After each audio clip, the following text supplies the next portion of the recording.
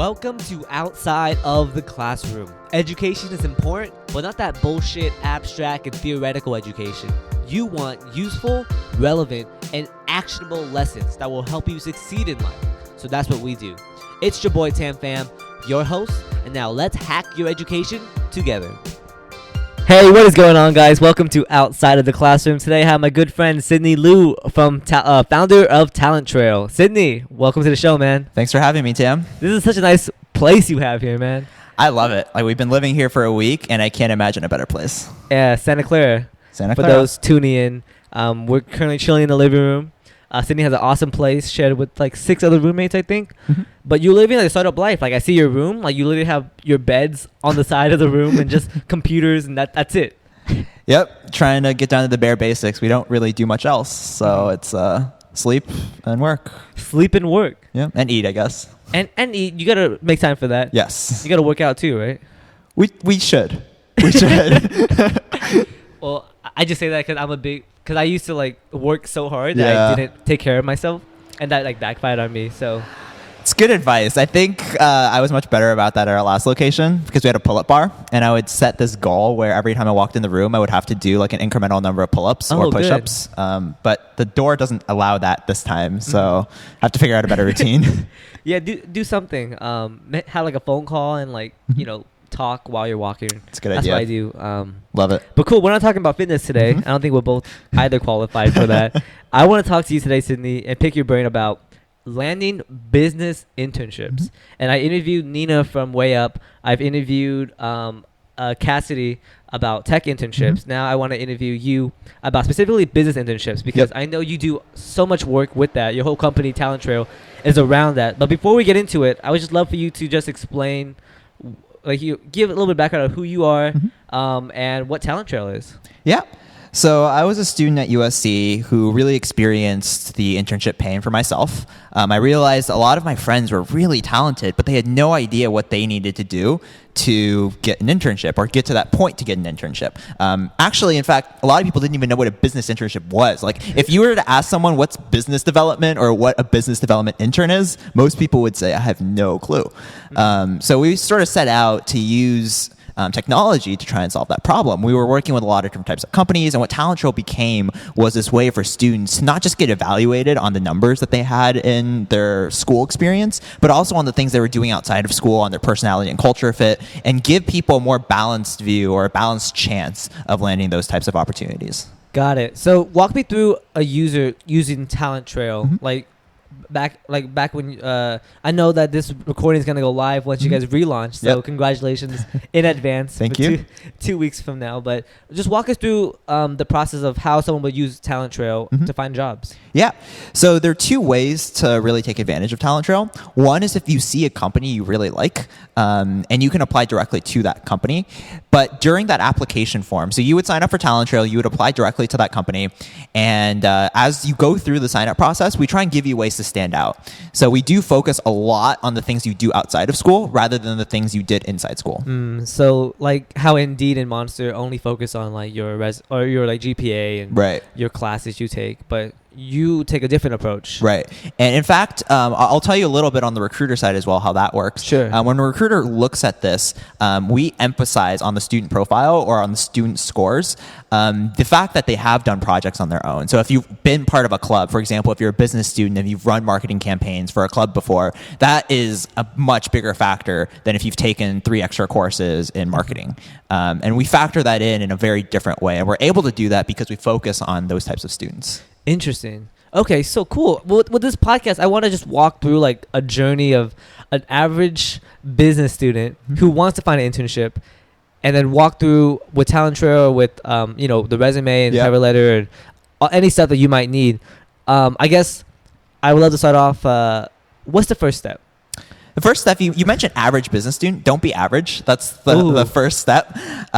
Figure out how you can stand out, because especially, so we focus more on like the tech tech companies. So business students that work in tech companies. That's one area that we really focus on. There are a lot of students that fit that bill. There are a lot of students that will be applying to those types of companies. And the ones who stand out and the ones who aren't like the hundreds of other people who are doing the exact same thing and applying with the exact same information are the ones who are going to get the job. So the first thing is you can start off being average, but you need to figure out how to differentiate yourself. Got it. And walk me through, how would you differentiate yourself? Is it through a website? Is it through like a blog? You have to create something or a project? Anything that you do outside of school is a big step over what the average is. So most students, and unfortunately, this is what a lot of people believe, you go through college and you're going to get something after you graduate. And all you have to do is do your classes. All you have to do is go through and make sure you're taking all the courses and getting good grades. And then by the end, you're going to get something. For certain jobs, that is the case. For grad school, oftentimes this is much more likely. But for business jobs and for jobs in technology or in smaller sized companies, this is not the case. And most people will want you to be able to execute coming out of or even during college. So you're saying you learn more outside of the classroom? Oh, I see what you did there. I'm plugging myself. Absolutely. Absolutely. I don't want to put words in your mouth, but that's what it sounds like. Yep. Okay, cool. So you stand out and do something different than the rest of the I guess your peers are doing. Right. That's the first step. I guess what's the next step after you differentiate yourself? Or okay, is there a point when you differentiate yourself before we go to step 2? Yeah. Is at a certain point is there a certain point where you have a limit where you differentiate yourself? Like, after I've done X, Y, and Z, then I have officially differentiated myself. Then I can do resumes or apply for jobs? Or I think you should not just differentiate yourself. You should be trying to learn. And by doing so, you will be differentiating yourself. So I'll give you a couple examples of what people have done in the past to differentiate themselves. So personal projects are usually a great way to do this. Some people have started like a lawn mowing company where they built the entire brand on their own. They started like selling to their customers, and they would build this little nice side business on their own. Lawn mowing as in like literally going onto someone's lawn and mowing their lawns. Okay, cool. But that kind of experience, and not just the lawn mowing portion, but building the business around the lawn mowing. Got it. Being able to handle the money, being able to build the market, being able to access specific types of people, having the guts to go out and actually sell to people. That's what differentiates you. Wow. So that's just one of the many examples. Yes. Other people have built like Teespring campaigns. So if you don't know what Teespring is, it's a t-shirt crowdsourcing site. So you create like a t-shirt design, and then people, if they like it, can fund it and buy that t-shirt. Cool. So you're just doing like stuff that is outside of regular schooling, and to try to not only learn and gain skills, but also like prove that you are you're a self-starter, you're ambitious, that you can like take an idea and go. Yeah, and it doesn't have to be that crazy. Like, you could just end up taking a smaller social media gig and being able to grow a Twitter account or growing a Facebook account. Like, that also shows that you're able to do that. But just some proof point, especially around a field that you're interested in, on what you can do. Got it. So say I'm a business student, probably at USC or let's say UC Irvine. Sure. I'm a junior business student. I just differentiated myself because I've done I built this app. How about that? Great. But I'm into even better that you can build an app. Okay. Maybe that's too far. But say I'm a business student. I built an app, but I'm not really interested in apps really. But that's a project I've done and I can show on my portfolio. Yep. Okay. Now I want a job. What's that next step? So there are a few ways you can approach actually directly finding that job. Sure. You can get creative, and there are a lot of people who do really creative things to get those jobs, and those are the ones you definitely hear the most stories about. Yeah. And I'll give you a couple of those quick stories. Yeah. Maybe we should go over like the creative side and also the standard side. No, absolutely. And then like maybe you can say the pros and cons. Or I think there are 3 major ways that you can go through. What are the 3? So creative is like the one that I just mentioned, much less common, but when you actually do it, those are the ones that every person in that company will be telling about for the next 5 years, 10 years. You can apply through like a website, and the third is getting through a referral. So applying through a website would mean something like TalentTrail, something like Indeed, Monster, Way Up, like all of these different types of sites that can give you that edge, right? And each site has its own unique factors, and each site has its own differences. And then a third is referrals, where you can get someone in the company to refer you into that company. Very cool. So let's start with what do you want to start with? Let's start with the standard. Sure, standard. And then we can get more creative. Yep, literally sounds get more good. creative. Sounds good to me. So what's the standard way to approach this? I've done a project and I want to apply for jobs. I go on Monster or Indeed.com. Yep.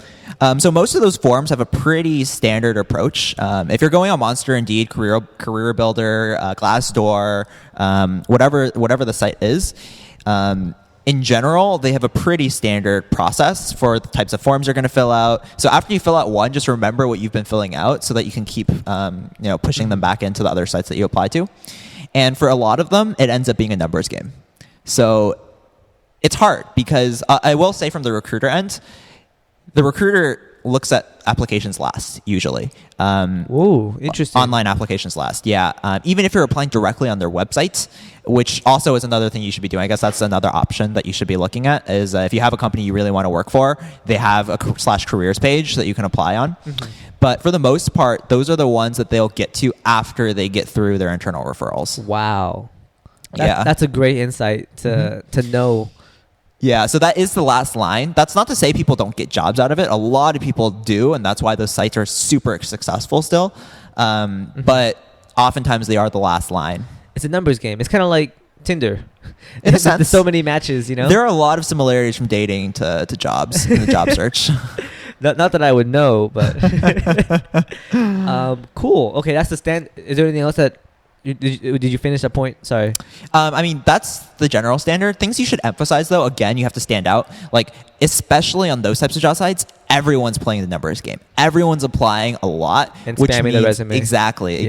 And people will be copy and pasting and sending the exact same thing. So this is another example of where you could, like, it's similar to Tinder. If you're a girl on Tinder, you get, like, tons and tons of people saying the exact same thing to you when they're messaging you, right? Hey, what are you doing? Yeah, exactly, right? And the ones who probably get responses, I have no clue. This is what someone told me. Or maybe I hacked it a little bit, but are the ones who stand out and say something different or show off that they are different, right? Yeah. And that's the key to trying to game this, or at least up your chances of getting something on those types of job sites. Did you watch Tim Ferriss's TV show about online dating? No, I didn't. He had a TV series about deconstructing learning, and he basically deconstructed dating and online dating. So what was the big insight? The big insight was that there's statistics and different things that perform better on different sites. So I've heard if you have an animal. Yeah, animal. Yeah. And if you're shirtless. Ah. So Tim Ferriss literally took a shirtless pic with a cat. And that statistically got more matches than all his other pictures with books or That's whatever. That's great. I haven't done the study on hiring yet, but we do have some general trends that we see that do pretty well. Like a standard headshot. Yeah, like a headshot. Actually, in action headshots are slightly better. So in action? Yeah. Tell so me more. If you're doing Flipping something, your hair? sure. Especially on LinkedIn, this is more of LinkedIn specific. But if you're sending a picture or you're putting a profile picture, if you are doing something, it makes it seem like you're more of a doer, and it can give you some traits that you can't say on your resume. So you won't type on LinkedIn, you can say you're a good team player on LinkedIn, but if you see a picture of someone who's engaging with a team, that says a lot more about that person. Got it. So is that why your picture is you holding a mic and you speaking? Yeah, actually. Didn't think about that, but yeah, I guess that's a good reason. Well, cool. Okay, so you really got to stand out if you take that front door Yes. approach to Monster, Career Builder, Indeed. Yep. But how is I guess Way Up is a little bit different, and you It do is. a little bit different as well. Yep. So for TalentTrail specifically, we work with smaller type of companies. So those companies typically won't be having these huge recruiting teams, and that means you get a direct line to the person who's actually managing the hires. Okay. And that also means that, if you have, there are specific ways to improve your chances on TalentTrail too, and I'll give you some general ideas. So personal projects is one thing we value very, very highly, and your profile will be much more likely to be seen on high volume applications if you have some strong personal projects that really back you. The same is true for work experience. And if you've just done anything that's outside of school, that's significant. So that's something that we value a lot with TalentTrail, and that most of the companies we work with end up valuing a lot. That's awesome. So you do get that direct line on TalentTrail, and the fact is we also factor in a lot of other information, right? So that's the one difference that I think TalentTrail brings to the table. Yeah. For Way Up, I can't speak specifically. You actually interviewed someone from Way Up, so she probably spoke more about like the way to approach that system. But from what I know, it's very location based, and most of the positions that are shown are very location based. So you are probably competing with people who are at your school, which gives you some advantages in terms of how you think about it. Oh, most definitely. So cool. Would you recommend going this front door approach? Job hiring in general is a numbers game. Like you're going to get rejected. Odds are, no matter how great you are, you're probably going to get rejected somewhere. So trying different avenues doesn't hurt at all. Got it. I would say if you can get a referral, do it. Like don't not get a referral just so you can apply online. But I mean, it's definitely, if I were to go about looking for a job right now, I would definitely apply online as well. Got it. Okay. So tell me more about referrals. That's going through the side door, knowing somebody on the inside. Or maybe like your aunt, cousin's brother-in-law is an employee there or something. I just finished this app. This app is called Platypus. And Great. it helps laptops look cooler. Okay. Look like a platypus? Yeah, it looks like it transforms their laptop into a platypus. Great. Very How can I buy it? Yeah, it's 99 cents on the App Store. Great. So I have this app, and I want to go to the side door because sometimes, like in some cases, it might be better, and some people might think it's even much better. How can I go about it? So first, I gotta contact the company, or I gotta identify the company first, and then after I find out what company I want to apply for, what's that next step to get to the side door? Yeah, LinkedIn's the best place to start. LinkedIn? So go through your network and like look up the company, and it'll actually tell you if there's someone that you know that's within that company right now. Okay. What's a company that TalentTrail works with that we can use as an example? Sure. So I'll give you an example of, let's say, Acorns. Acorn? Yeah. Oh, I know of Acorn. Yeah, it's a really cool company. Yeah. If you haven't downloaded their app, quick plug, you should check it out. Okay, so I want to apply to Acorn. I go on LinkedIn, look up the company, find if anyone has any shared connections. Say I have we'll do two situations. I have two connections that have connections to Acorn, and I'll do a situation where there's nobody. Sure. The first one, I have two connections that know someone who works at Acorn. What's that next step? See how well you actually know them. So if you know them pretty well and they've actually seen you work before, or if you've worked with them at a past job and you know them fairly well, you can be pretty confident they'll give you a strong recommendation, and that'll carry a lot more weight. In that case, literally just let them know that you want to work at Acorns, let them know what you bring to the table, and they can refer you internally. And every recruiter at these types of companies will be badgering those employees for referrals. In fact, most of the times you actually get paid if someone you referred gets hired. So they can make an extra $1,000 to $5,000, even $10,000 at times dollars just by referring you. And then if you get hired, they make money. Win-win. Yeah, exactly. So they'll be excited that you're wanting to work there. Okay, so say you're my friend and I want to work at Acorn. Do I just message you, say, hey, Sydney, I have the X, Y, and Z skills. I really want to work for Acorn. Can you? What do you mean by when you ask, can you refer me? Is that like send an email to them or like introduce through phone? Most companies have an internal referral tool, and it makes it really easy so that when like a person who's working within that company wants to refer someone, all they have to do is plug in like certain information, and then that automatically gets pulled to the recruiter, and the recruiter can see who got referred from where. Got it. Okay. But like, say, for example, you know somebody at Acorn. So when you talk to your friend Josh, who was at Acorn, will Josh take your recommendation in your word and just put my name into the system? Is that right? So this is like a third degree connection?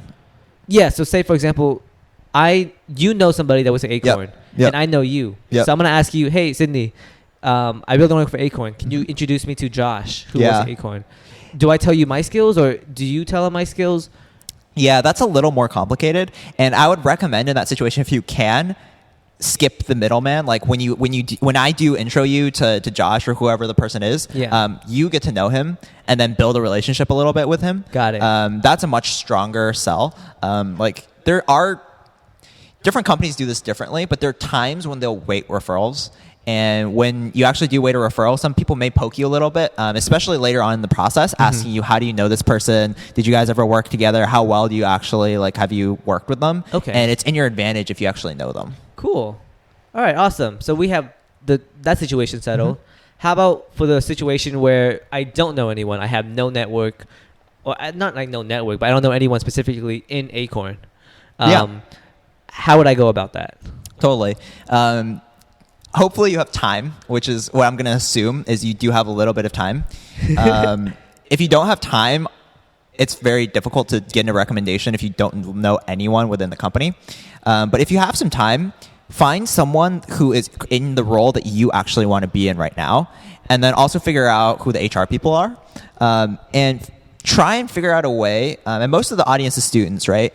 Yes. So the junior, think of me. I'm a junior at Irvine. Cool. Perfect. With the Platypus app. Perfect.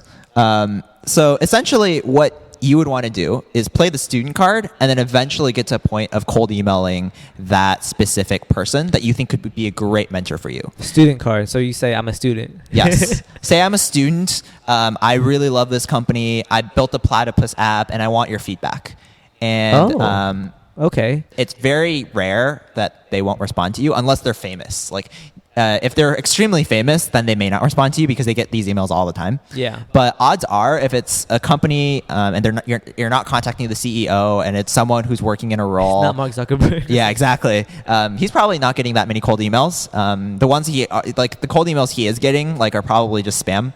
So the fact that you're sending an email as a student, that you're really genuine, you're looking for feedback and looking for his help, or his or her help, you'll be getting a pretty good response rate on that. Interesting. What's your opinion on informational interviews? Because that's something I recommend to people also. Yes, love it. I mean, this is essentially in a sense an informational interview. But you don't label it as that. You just ask for coffee, or what do you ask for your specific case? I was saying feedback on your Platypus app.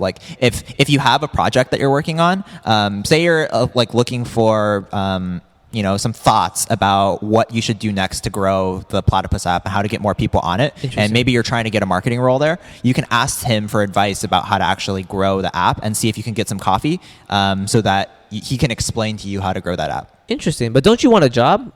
Yeah. But you want a job, but you're asking for feedback on your app.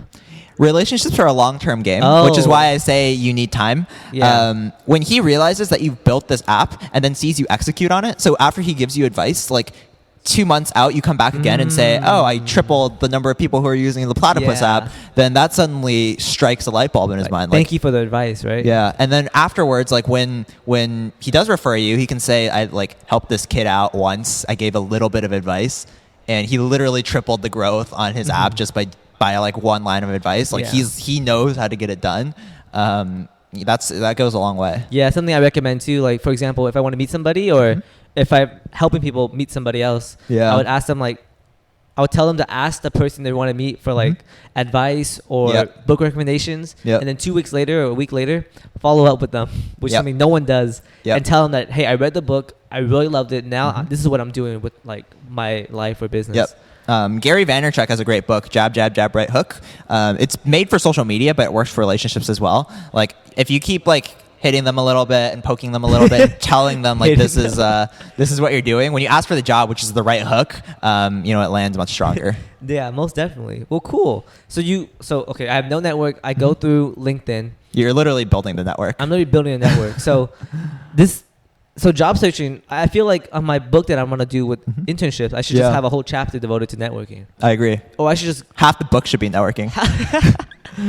Wow, that's how important it is for you then. Yeah. The side door is that important for you. Referrals are extremely powerful, and that's something that we've when we were originally coming up with the concept of TalentTrail, we were thinking about how can we make this as powerful as an internal referral. Yeah. And that's what we think a lot of the top recommendations that we give, because we do have some information that's working behind TalentTrail. When we give that recommendation, we want it to be as powerful as if someone were referring it in. Wow. So you know of Albert's group, right? Albert. Yep. I interviewed Albert recently for That's those awesome. tuning in. Love it. Great community.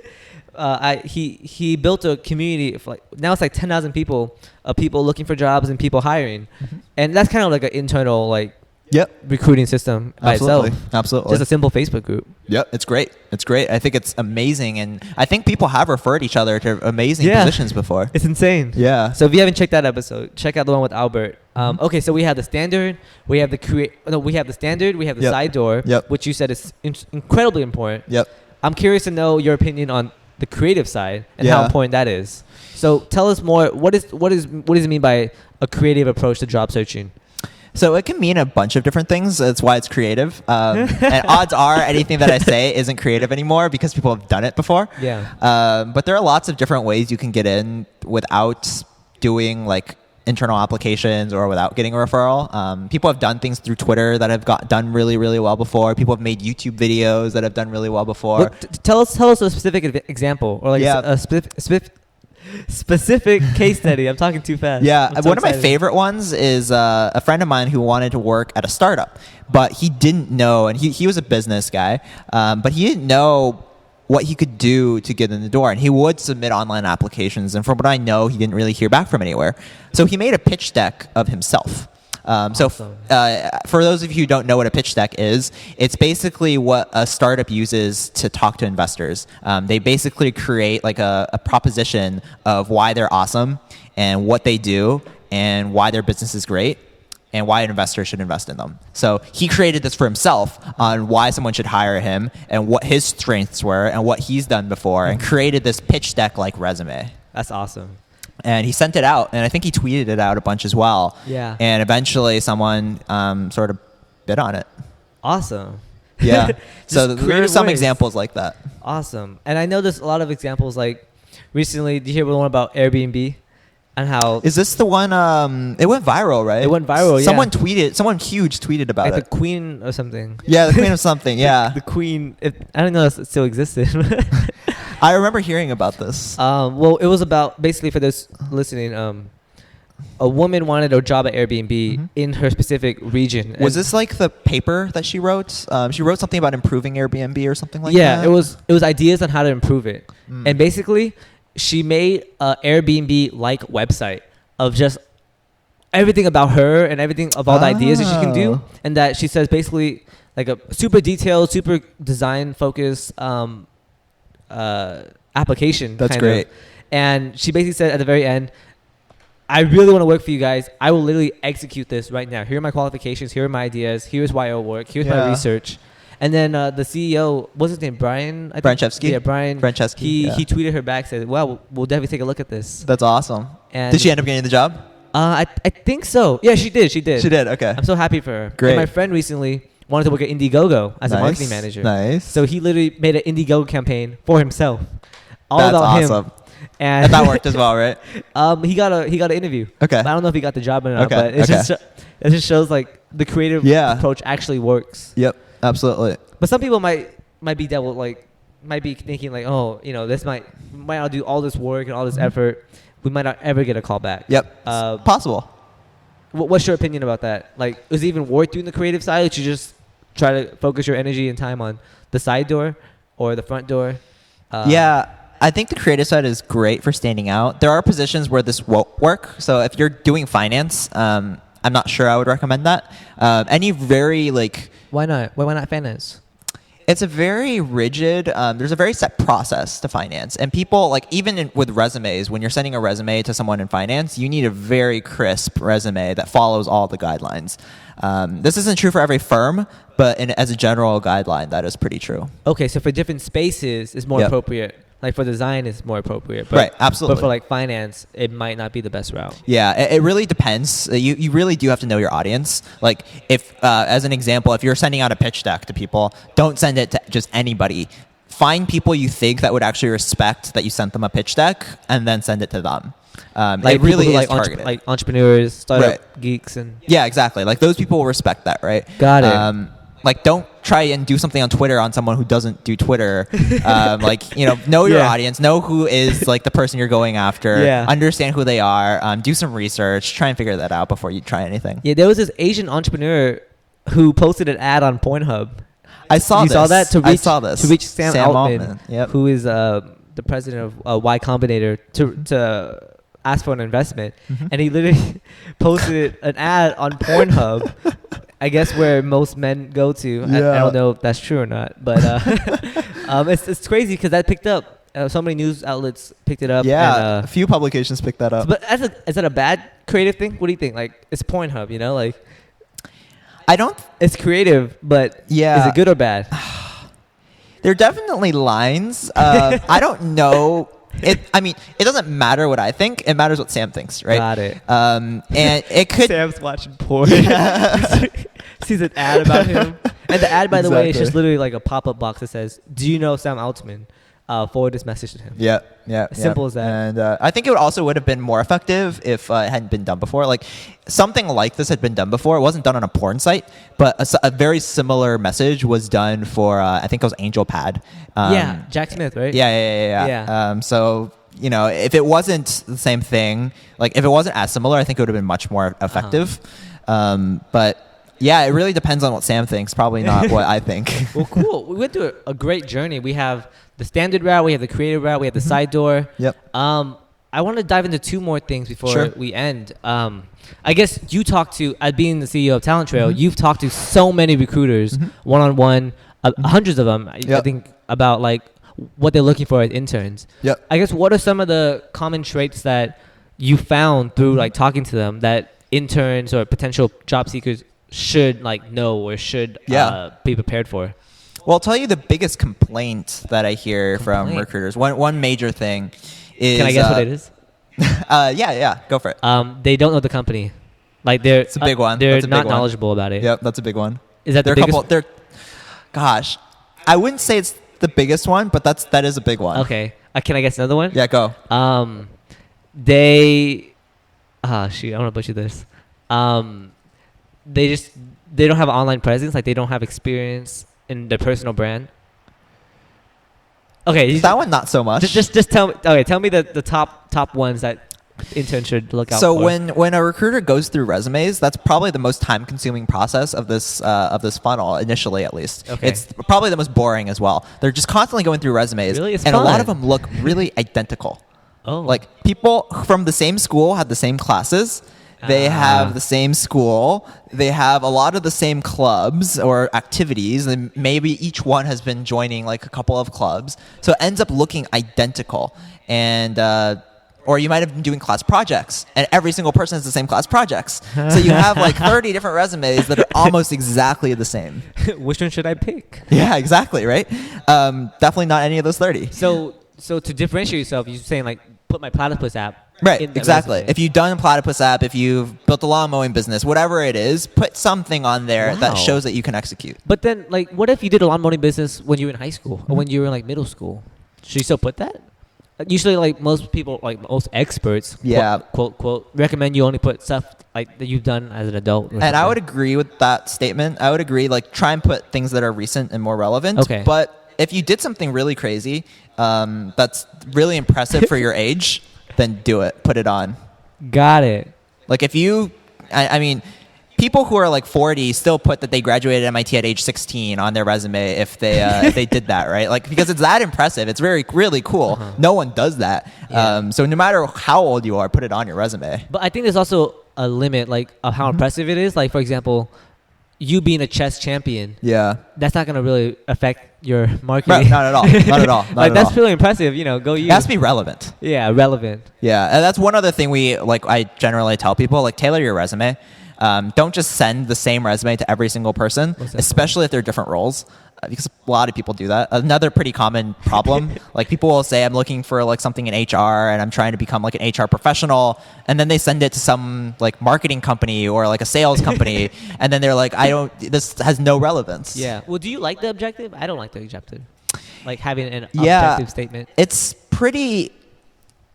There's a lot of disagreements on the objective. I have a few recruiters that I know who love it because it gives them an idea of what this person's looking for.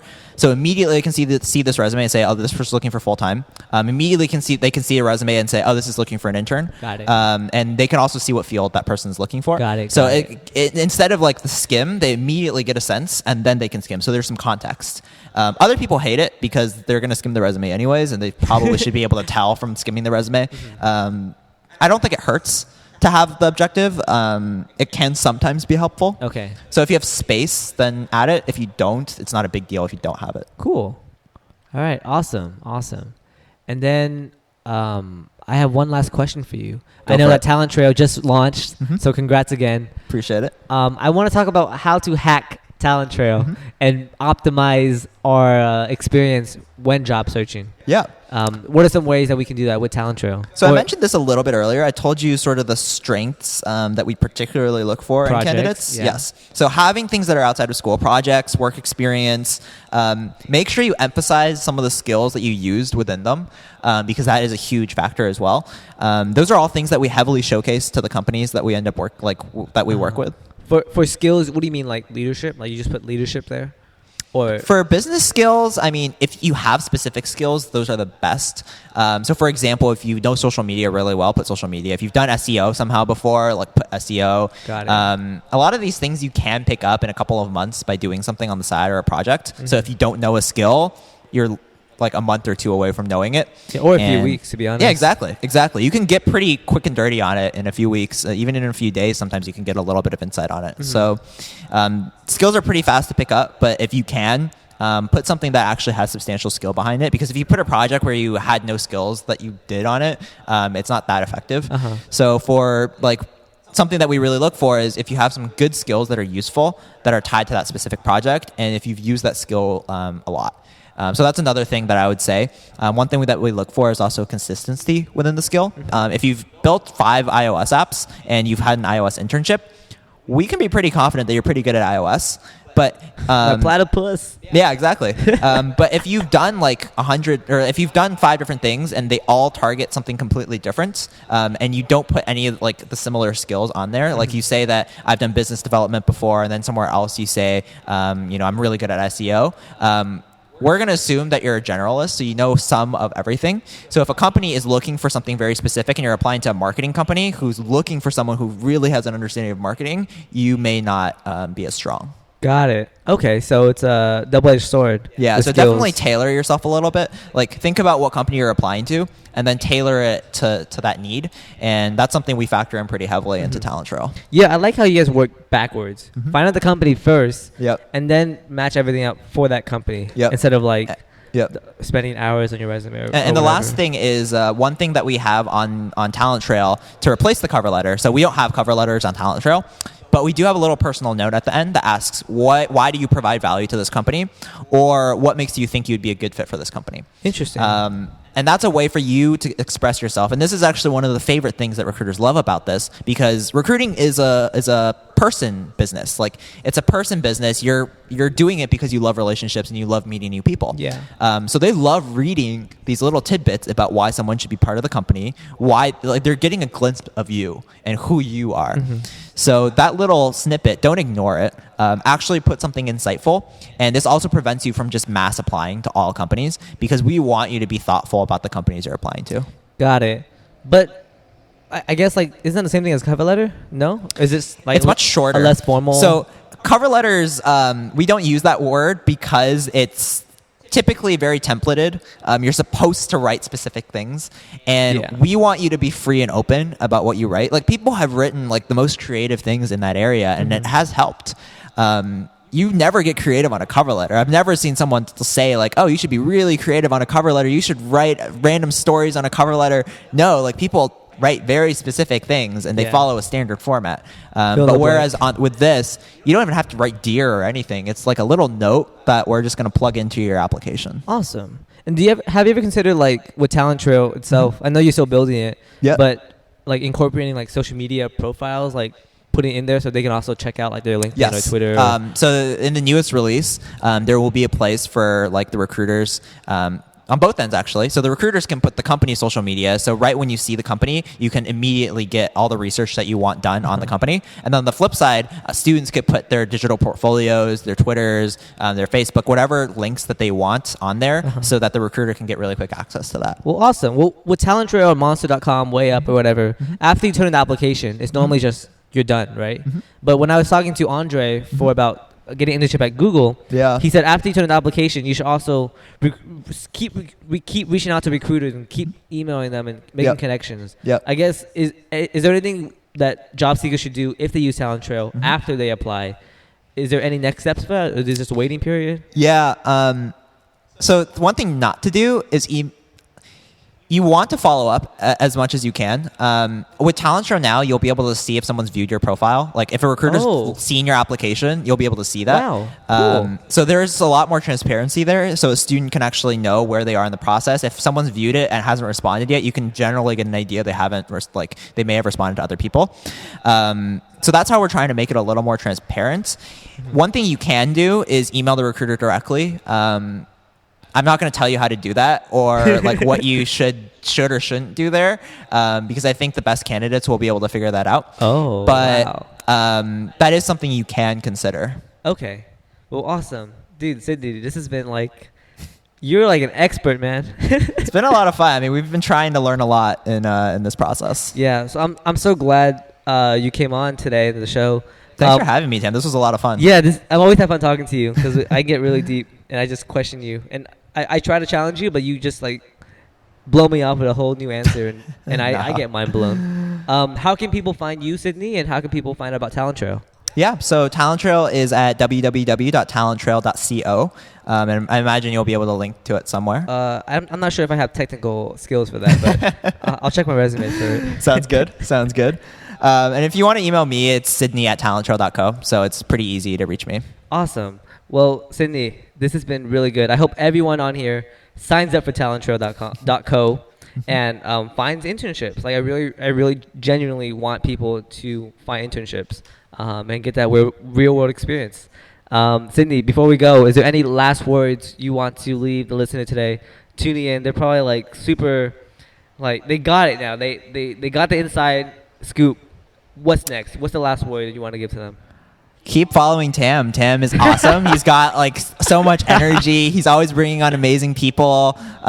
Keep following him. Keep figuring out like the secrets that he has and learn. Well, one thing I like to do, which is anybody, not just me or you, but if anyone I see, I admire, and I like doing their work, I deconstruct what they're doing right, what I like about them. I mean, not about them specifically, but what I like how they do something. So that's great. For example, James Altucher just released a new book called The Rich Employee, and I'm studying how he markets his book.